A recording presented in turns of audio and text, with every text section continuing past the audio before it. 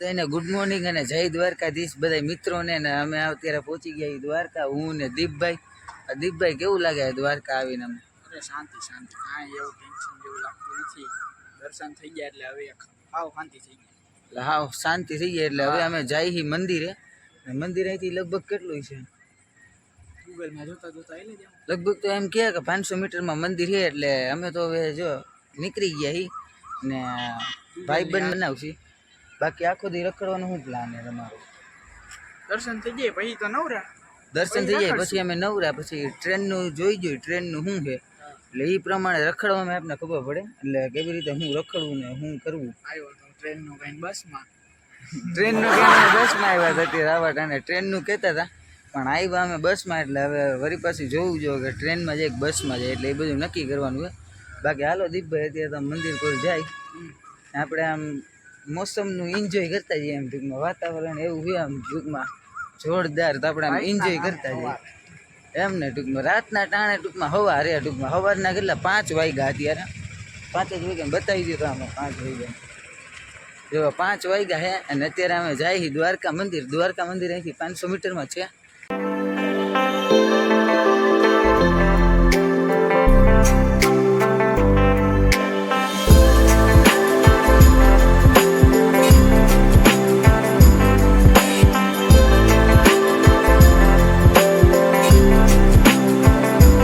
મિત્રો અહીંયા અમને એક નવી વસ્તુ જોવા મળી છે. જેમ કે અમે દ્વારકા તો પહેલી વાર આવી અને અહીંયા જુઓ અહીંયા નીચે વાવ છે અને અહીંયા આપણા ગાય માતા છે. 2 ગાય માતા ને મોટા ગાય માતા છે. અહીંયા આપણી વાવ છે એક પ્રકારની. આપણે તો એટલી બધી જનરલ નોલેજ નથી પણ અહીંયા વાવ છે. દેખાવમાં તો વાવ લાગે. વાવ છે ને દીપભાઈ? કુંડ આવડે મોટું. કુંડમાં સીડીઓ ન હોય ને એટલી બધી? કુંડમાં સીડી હોય, વાવમાં ન હોય. વાવમાં હોય હવે આપણે શું કહું કયા નામથી ઓળખવું? વાવ છે કે કુંડ? તો દીપભાઈ એમ કે કાને કુંડ કહેવાય હે દીપભાઈ? આપણે કોઈકના પૂછી લેવું. એ તો વધતી કેટલા આવી ત્યારે વાત એને કહી. બાકી અમને અહીંયા એક નવીન વસ્તુ જોવા મળી. બાકી હવે અમે આગળ જઈએ છીએ હવે ખબર પડે કેવી રીતે. હું જુનાગઢમાં તો આ બધી વસ્તુ નોર્મલ. એ તો મને ખબર દીપભાઈ કેમ કે અમે જુનાગઢના જ છીએ બને. દામોકુંડમાં નથી હોતા પગથિયા. ના દામરકુંડમાં હોય છે એ વસ્તુ અલગ છે. એટલે ટૂંકમાં આ કુંડ જેવું નહોતું, આ ચોરસ હતું એમ મારું કેવું એમ જા. બાકી હાલો હવે આગળ જઈને તમને બતાવી. સિનેમેટિક શોટ તો જોઈ જઈશ એક નંબર આવ્યો હોય. હું ને દીપભાઈ અત્યારે દ્વારકાધીશના દર્શન કરતા આવ્યા. દીપભાઈ કેવું લાગે? અરે મજા આવી ગઈ. હું વાત કરવાનો ફૂલ મોજ ને. અરે કાકા મેં તો સાક્ષાત ભગવાન શ્રી કૃષ્ણની દુનિયામાં ઉભો અરે આ રોડેથી આવ્યા જો અહીંયાથી આપણે આલી બધીથી આવ્યા થોડીક વાર આપણે દિલને એમ ટૂંકમાં ઠંડક મળી ગઈ. હા એમ ટૂંકમાં આપણે પહોંચી ગયા એમ. હાલો હવે આપણે જવું બીચે બરોબર ને?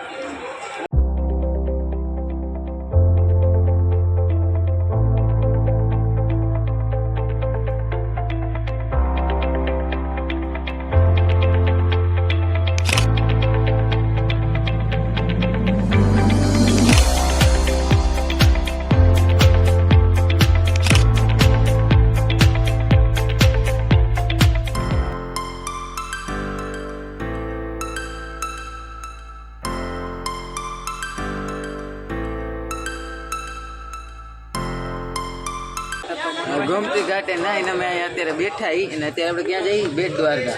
બેટ દ્વારકા, નાગેશ્વર, ગોપી તળાવ આ બધી વસ્તુએ જઈએ અમે આ બધી જગ્યાએ અત્યારે જઈએ ફરવા. એટલે વિડીયોમાં જોતા રહેજો, આગળ હજી મજા જ આવશે. આવી જાય આપણો બર્થડે સારો જાય છે નહીં? બરોબર હે, મજા આવે. ત્યાં લગી તો સારો જાય છે. ચાલો હવે આગળ જઈને મળીએ. હવે આગળ વિડીયો કન્ટિન્યુ બરોબર ને? દાસ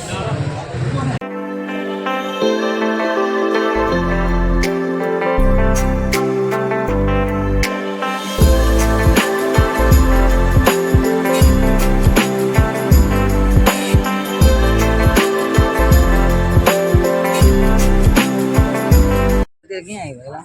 આ છે જો આ પાછળ મંદિર છે ને એ રૂક્ષ્મણી મંદિર છે. અમે અત્યારે રૂક્ષ્મણી મંદિરે હી અને હજી આપણે ક્યાં ક્યાં જવાનું? હજી આપણું આવશે અટલ સરોવર. અહીંયા અટલ સરોવર નો હોય કયું સરોવર આવે? સરોવર નો આવે ઓલી ગોપી લેક. ગોપી લેક આવી. ગોપી લેક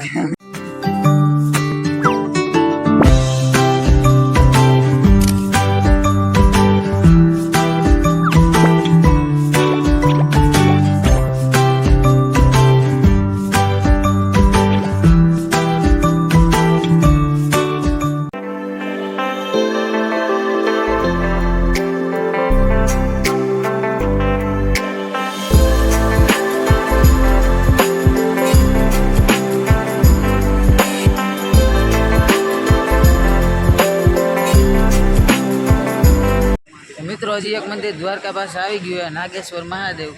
કેવું લાગ્યું દીપભાઈ તમને મંદિર? આ મંદિર તો જો અંદર તમે એકવાર વાંહીનો વ્યૂ જોઈ લ્યો, એકવાર વાંહીનો વ્યૂ જોઈ લ્યો. ખતરનાક વ્યૂ છે, કેવડા મોટા શંકર ભગવાન. ચેનલમાં જે નવા હોય ને લાઈક શેર સબસ્ક્રાઈબ કરી દેજો, બરોબર ને? કહી દો લાઈક શેર સબસ્ક્રાઈબ. ભાઈની ચેનલને લાઈક શેર અને સબસ્ક્રાઇબ કરી દેજો. હા હાલો હવે આપણે જવા. હવે ક્યાં જવાનું? આપણે કંઈક તળાવ હતું કંઈક તળાવે જવાનું. હાલો ફટાફટ. તો હેલો ગાઈસ, વળી પાછા આવી ગયા છીએ આપણે એક નવી જગ્યાએ જેનું નામ છે ગોપી તળાવ. અને અહીંયા એક મસ્ત મોટું મજાનું તળાવ છે, તમે જોઈ શકો છો. અને આ નાનકડો જે કુંડ જેવું દેખાય છે એનું નામ છે અર્જુન કુંડ.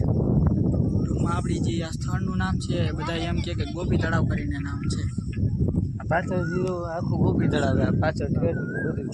અને હવે આપણે નોન સ્ટોપ ડાયરેક્ટ હવે આપણે ક્યાં જવાનું ભાઈ? ઘરે.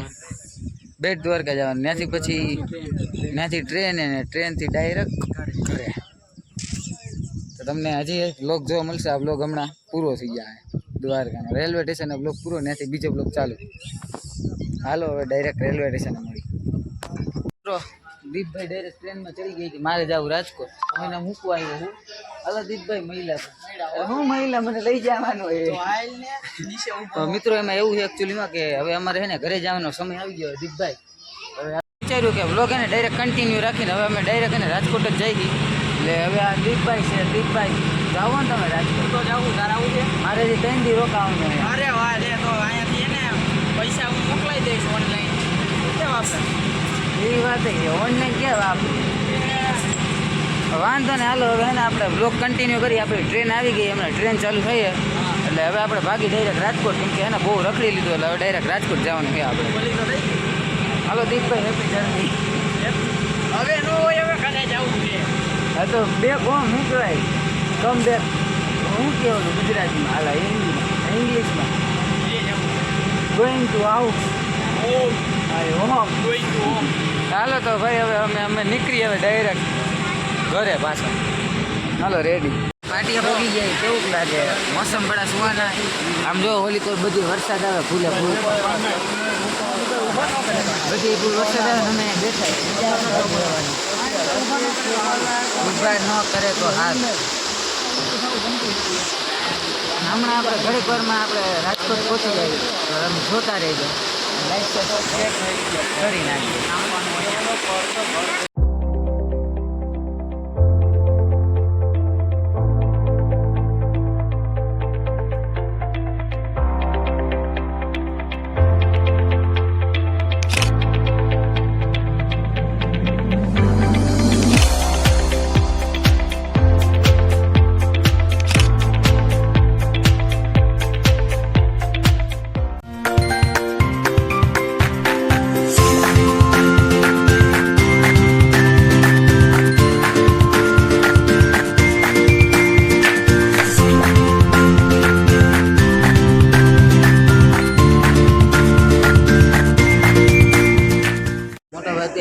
અમે પહોંચી ચૂકીએ પડોતરી.